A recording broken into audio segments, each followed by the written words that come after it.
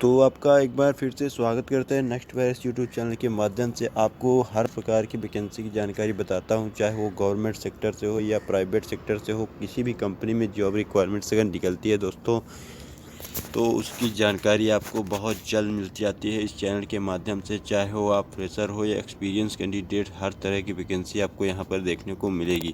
आज बात करते हैं यहाँ पर साउथ ईस्ट सेंट्रल रेलवे में। आपको एक गवर्नमेंट, आपको रेलवे तो मालूम ही होगा, सब भाई रेल में चढ़ते हैं और सभी को मालूम है कि रेलवे कितना बड़ा सेक्टर है। तो आपको बता देते हैं, इसमें आपको पूरा डिटेल्स में बताएंगे। पूरा नोटिफिकेशन आपके पास हो चुका है और सब कुछ दिखा देंगे कैसे अप्लाई करना है। पहले तो दोस्तों, अगर आपको बैकग्राउंड आवाज़ सही नहीं आ रही तो मैं आपसे थोड़ा माफ़ी चाहता हूँ, क्योंकि अभी मैं ऐसी जगह पे हूँ जिसमें नहीं हो सकता। तो आप लोग की थोड़ा कोऑपरेट ज़रूर करिए। तो बात करते हैं यहाँ पर क्या क्या है, तो देख लीजिए अधिसूचना। यहाँ पर बताया जा रहा है कि वर्ष 2020-21 के लिए दक्षिण पूर्व मध्य रेलवे रायपुर मंडल तथा वैगन रिपेयर शॉप रायपुर में अप्रेंटिस एक्ट 1961 एवं अप्रेंटिस नियम 1962 के अंतर्गत एक्ट अप्रेंटिसों का चयन इंगेजमेंट। ध्यान रखिए, यहाँ पर बताया जा रहा है कि जो रायपुर जो छत्तीसगढ़ में पड़ता है और वैगन रिपेयर शॉप वहीं पर पड़ता है, तो वहाँ पर जो है तो रेलवे में रिक्वायरमेंट की गई है अप्रेंटिस के माध्यम से वहाँ पर आपको जॉब रहेगी। और ये एक्ट जो बताया जा रहा है, तो ये अप्रेंटिस एक्ट बनाया गया गवर्नमेंट ऑफ इंडिया की तरफ से। वो एक्ट में जो भी मेंशन चीज़ें हैं वो उसके तहत आपको अप्रेंटिस कराया जाएगा। तो बात करें यहाँ पर क्या बताया जा रहा है, तो कौन कौन से यहाँ पर देख लीजिए, 2 तारीख से अप्लाई हो रहा है फॉर्म और लास्ट डेट यहाँ पर 1 दिसंबर रहने वाली है। तो आपको कैसे अप्लाई करना है ऑनलाइन वो भी बताऊँगा। उसके लिए एक यूट्यूब चैनल क्रिएट किया हूँ साथियों, उसमें आपको ज़रूर जुड़ जाइए, क्योंकि किसी भी तरह का फॉर्म भरते हो, चाहे वो प्राइवेट सेक्टर हो या ऑनलाइन सेक्टर हो या आपको गवर्नमेंट सेक्टर हो, तो उसमें सब वीडियो मिल जाती है। आपको कैसे भी फॉर्म अप्लाई करना हो, रिज्यूम बनाना हो, आपको हर इलाज का वहाँ मिलेगा। आपको हर समस्या वहाँ पर सुलझाई जाती है। तो प्लीज़ उस चैनल से ज़रूर जुड़ जाइए। इसमें मैं जानकारी ये भी देता हूँ कि कैसे क्या अप्लाई करते हैं। तो आपको बात करते हैं क्या क्या रिक्वायरमेंट है कौन कौन से ट्रेड के लिए। तो अगर आपने 10वीं और ITI कर रखी है 10+ ITI से, तो यह रिक्वायरमेंट निकल के आ चुकी है। रायपुर मंडल में यहाँ पर पड़ता है। कौन कौन सी ट्रेड है, तो आपको वेल्डर मिल जाएगा, टर्नर, फिटर, इलेक्ट्रीशियन, स्टेनोग्राफर, चाहे हिंदी हो या इंग्लिश, अलग अलग पोस्ट है दोनों के लिए। हेल्थ एंड सैनिटरी इंस्पेक्टर के लिए भी है। कोपा में है machinist, mechanic diesel, mechanic refrigerator and air conditioner, mechanic auto, electrical and electronics, हर तरह तरह की वैकेंसी है दोस्तों इसमें। ये बात करते हैं रायपुर मंडल में रहेगी, प्लस वैगन रिपेयर शॉप में अलग वैकेंसी है। यहाँ पर केवल 255 वैकेंसी रहेगी।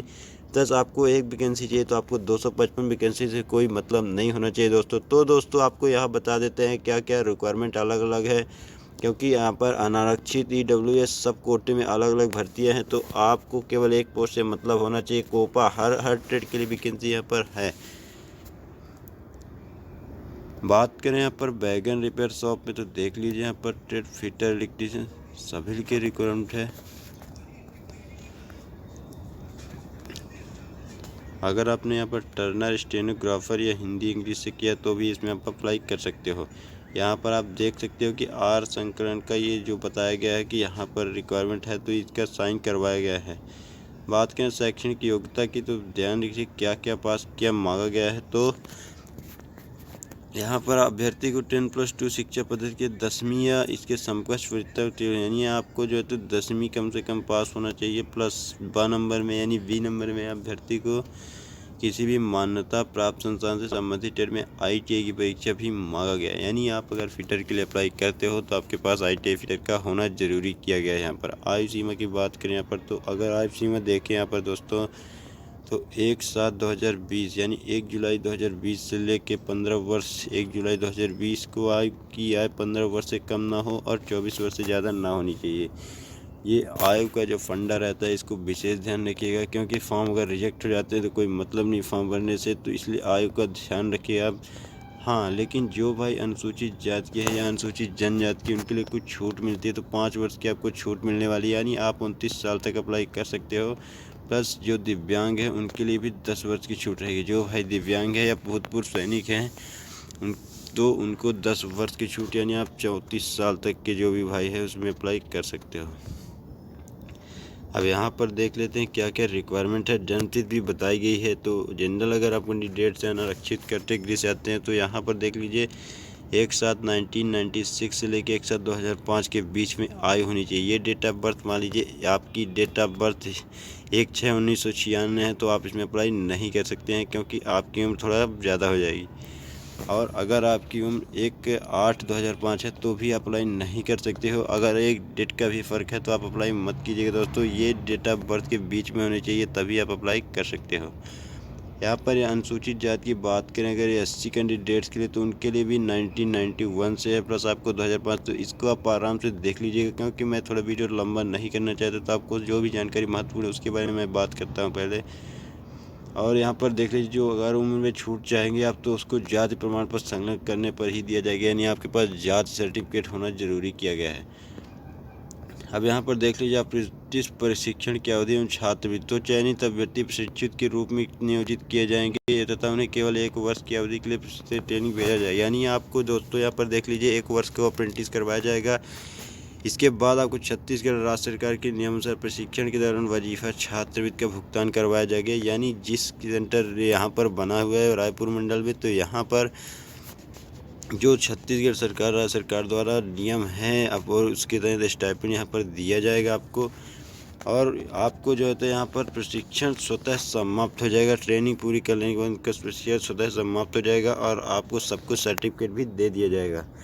और ट्रेनिंग करने का बहुत ही बेनिफिट्स रहते हैं दोस्तों। अगर आप अप्रेंटिस कर लेते हो वो भी रेलवे जैसे से तो आपको बहुत ही अच्छी अपॉर्चुनिटी बहुत समय में मिलती है। भविष्य आपको कहीं ना कहीं अच्छा हो जाता है। तो यहाँ पर चयन प्रक्रिया कैसे सिलेक्शन प्रोसीजर क्या रहेगा तो देख लीजिए। यहाँ पर जो दोस्तों प्रवृत्ता सूची बनाने हैं तो निम्नलिखित यानी आपको जो मेरिट लिस्ट बनेगी तो कैसे बनेगी इसके बारे में बात कर लेते हैं। अगर ITI में प्राप्त यानी आपको यहाँ पर बताया जा रहा है कि दोस्तों अभ्यर्थी कम से कम 50% अंक है तो आवश्यक, यानी अगर आपने 50% 10वीं में नहीं है तो आप इसमें चयन प्रक्रिया के लिए बाहर हो जाएंगे। अब देखते हैं इसमें क्या क्या हो सकता है। तो ITI में कम से कम आपको ITI में अंक समान भरते हुए से जारी कीजिएगा। अपना नियम है ये सब बताया जा रहा है। तो आपको हो सकता है ना समझ में आ रहा है तो मैं बताता हूँ 10वीं में आपको 50% कम से कम होना चाहिए तो ही आपकी मेरिट बन सकती है, अदरवाइज आपको संभावना थोड़ा कम रहेगी। तो अभ्यर्थी अपने आवेदन करते समय 10वीं और ITI के अंक को पोर्टल योग्यता से निश्चित रूप से भरना है आपको, और नहीं है तो स्वतः निरस्त हो जाएगा आपका फॉर्म। तो वो तो मैं आपको डिटेल्स में बताऊंगा कैसे फॉर्म भरना है क्योंकि आपको कोई भी गलती नहीं करना है साथियों। तो बात करते हैं साथियों आगे। अब यहाँ पर देख लीजिए आप चयन प्रक्रिया के लिए बता दिया हूँ आपको। चिकित्सा आपको जो मेडिकल सर्टिफिकेट होता है वो भी यहाँ पर मांगा जाएगा, यानी मेडिकल सर्टिफिकेट फिटनेस टेस्ट होगा आपको। और तो इसमें क्या क्या रहेगा इसकी डिटेल्स में बात करते हैं। पहले चयनित उम्मीदवारों को यहाँ पर ध्यान दीजिए क्या बताया जा रहा है। चयनित उम्मीदवारों को अप्रेंटिसशिप अधिनियम 1961 जो आपको अप्रेंटिस एक्ट बना है 1961 का 1961 का, उस हिसाब से आपको सब कुछ यहाँ पर सुविधा मिलने वाली है, उसी हिसाब से आपको ये वैकेंसी है। तो इसमें क्या है समय से पर अनुसार तो यहाँ पर मेडिकल सर्टिफिकेट सरकार द्वारा अधिकृत केंद्रीय राज्य शासन के अस्पताल के सर्जन डॉक्टर, ये बताया जा रहा है कि आपको राज्य के या शासन के अस्पताल के सर्जन डॉक्टर जो रहते हैं सिविल सर्जन वहाँ से हस्ताक्षर होने वाले चाहिए, और वो सहायक सर्जन से नीचे रैंक का नहीं होना, यानी आपको सब सिविल सर्जन जो होते हैं उससे नीचे का नहीं होना चाहिए। साथियों इस बात का ध्यान रखिएगा। जो यहाँ पर बताया जा रहा है संविदा चयनित उम्मीदवारों को अनुदान देना होगा कि वह नाबालिग है तो उसके अभिभावक को नियोक्ता के द्वारा जारी शिक्षक के, यानी आपको ये बताया जा रहा है दोस्तों कि अगर आप लोग 15 वर्ष से 24 साल के लिए अप्लाई कर रहे हो तो क्योंकि आपने गवर्नमेंट ऑफ इंडिया के रूल से 18 वर्ष तक बालिग मानी गई है तो आप नाबालिग श्रेणी में आते हैं। तो ये बताया जा रहा है कि अनुबंध के तहत आपको ये लिखित देना होगा कि वह नाबालिग है तो उसके अभिभावक को नियोक्ता के द्वारा जारी शिक्षिता के अनुबंध में पालक का हस्ताक्षर किया जाना होगा। एक जो सर्टिफिकेट बनवाना होता है स्टाम्प पैड बोल सकते हो उसको, तो उसमें आपको कुछ नहीं करना, बेसिक चीज़ करना रहता है, उसमें अप्लाई करवा सकते हो आप। तो यहाँ पर बता देते हैं क्या डिटेल्स रहेगी। रोजगार की स्वीकृति का प्रस्ताव बताया जा रहा है। यहाँ पर प्रशिक्षण समाप्त, यानी जब आपकी ट्रेनिंग समाप्त हो जाएगी तो बताया जा रहा है किसी भी प्रशिक्षु को रोजगार के प्रस्ताव के लिए नियोक्ता बाध्य नहीं होगा और ना ही प्रशिक्षु नियोक्ता द्वारा प्रस्तावित किसी भी रोजगार को स्वीकार करने के लिए बाध्य होगा। यहाँ पर आपको समझ में आ रहा होगा कि यहाँ पर साफ साफ बताया जा रहा है कि अगर अप्रेंटिस आप 1 साल पूरी करते हो तो यहाँ पर कोई बाध्यता ऐसी नहीं रहेगी गवर्नमेंट ऑफ इंडिया के तहत, और ना ही कि आपको जॉब के लिए ही रख दें 1 साल के बाद भी। तो इसमें हालांकि ये भी नहीं कहा गया कि बिल्कुल नहीं रखा जाएगा और ना ये ही कह रहा है कि बाध्य होगा। तो आप लोगों के लिए अच्छा मौका है अगर आप अप्रेंटिस करना चाहते हो। तो आपको अप्रेंटिस चेक जो 1961 है उसको जानकारी भली बात प्राप्त करने यहाँ पर बताया जा रहा है। तो मैं उसकी जानकारी आपको बता दूंगा। आपको जो यूट्यूब चैनल न्यू क्रिएट किया उसमें आप जुड़ सकते हैं। उसमें ITI से रिलेटेड सभी तरह की इन्फॉर्मेशन बताते हैं, चाहे वो करियर गाइडेंस से हो, और हर तरह की इन्फॉर्मेशन के लिए आप सब्सक्राइब जरूर कर लेना। उसको बता देते हैं आपको भूतपूर्व सैनिक की, जो आपको भूतपूर्व सैनिक रहोगे भाइयों तो उसमें 10% आरक्षण आपको दिया जाने वाला है इसमें। तो इसमें आगे मैं बात करता हूँ आवेदन की। बता चुका हूँ आपको आवेदन समाप्त करने की तिथि क्या रहेगी। तो आवेदन जो है 2 तारीख से स्टार्ट हो रहा है और 1 दिसंबर तक चलने वाला है। तो आपको मैं ये ऑनलाइन ही भरना होगा दोस्तों। दैहिक या फिजिकल रूप से इसको अप्लाई नहीं कर सकते हो। तो ऑनलाइन कैसे अप्लाई करना है मैं बता दूंगा, सब कुछ वीडियो आपको मिल जाएगी आराम से। अगर आप लोग ST SC या EWS सर्टिफिकेट से आपके पास है तो ही आप इसका लाभ ले सकते हो, चाहे वो उम्र का लाभ हो या मेरिट सूची में। तो इस प्रकार आपको प्रमाण पत्र जरूर रखिएगा। और यहाँ पर जो भी ज़रूरी है मैं बता देता हूँ। किसी भी ज्वाइनिंग पहले किसी का DA नहीं दिया जाने वाला। आपको जो ज़रूरी चीज़ है मैं आपको सबसे पहले बताता हूँ। आपको एक कॉन्टैक्ट डिटेल्स भी यहाँ पर बताया गया है। आपको अगर कन्फर्मेशन चाहते हैं तो यहाँ पर कॉन्टैक्ट नंबर भी बताया जा रहा है, तो नोट कर सकते हैं कॉन्टैक्ट नंबर। ये आपको टेलीफोनिक नंबर रहेगा। तो आपको टाइम क्या बताएगा, सुबह 9:30 बजे से लेकर 6 बजे तक के बीच में सोमवार से शुक्रवार तक लगा सकते हो, यानी मंडे टू फ्राइडे के लिए आप इसमें जानकारी प्राप्त कर सकते हो अपने हिसाब से। अगर कुछ छूट गया हो तो नंबर नोट कर लीजिए दोस्तों, 0771। इसके बाद ये कोड आपको डालना होगा। इसके बाद आपको एंटर करना होगा 22522994। इस नंबर को आपको कॉल करके पूरी जानकारी और भी कंफर्म कर सकते हो दोस्तों। यहाँ पर ध्यान दीजिए कि किसी संशय, जैसे आप यहाँ पर पढ़ रहे हो तो कुछ हो सकता है ना हो इसमें एक अप्रेंटिस के तहत, या हो तो इसमें अंग्रेजी संस्करण यहाँ पर मान्य होगा। तो ये बात की बात होगी। यहाँ पर आर संस्करण देख सकते हो, सहायक कार्मिक अधिकारी, ये बताया जा रहा है यहाँ पर। और बस हो गया दोस्तों, आपको पूरा नोटिफिकेशन दिखा चुके हैं। यहाँ पर इंग्लिश से पूरा वही नोटिफिकेशन मैंने आपको हिंदी से दिखा दिया है। तो आप लोगों को उम्मीद करते पसंद आएगा नोटिफिकेशन। जो भाई इंग्लिश मीडियम से हैं मैं उसके लिए इंग्लिश मीडियम में अगर वो कमेंट के माध्यम से बोलेंगे तो इंग्लिश में भी उनको समझा देंगे। तो आप लोग जिसको ज़रूरत है वो कमेंट जरूर करें कि इंग्लिश में भी समझा दीजिए।